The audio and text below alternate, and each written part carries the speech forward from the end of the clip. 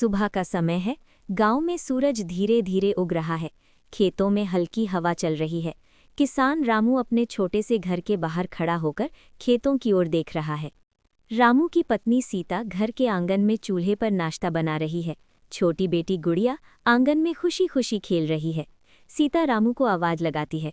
रामू मुस्कुराते हुए घर के आंगन में आ जाता है। तीनों परिवार वाले आंगन में बैठकर नाश्ता करने लगते हैं। नाश्ता करते समय रामू कहता है, आज खेत में बहुत काम है, हमें फसल की अच्छी तरह देखभाल करनी होगी। नाश्ता करने के बाद रामू खेत में पहुंचता है। वो मिट्टी को हाथ में लेकर ध्यान से देखता है और सोचता है कि अगर सही मेहनत की जाए तो फसल बहुत अच्छी होगी। अचानक रामू देखता है कि कुछ पौधे सूख रहे हैं।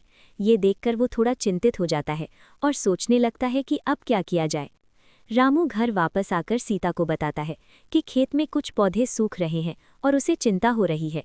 सीता सोचकर कहती है, अगर हम रोज मेहनत करें और पौधों को सही समय पर पानी दें तो फसल फिर से ठीक हो सकती है। ये सुनकर रामू को हिम्मत मिलती है।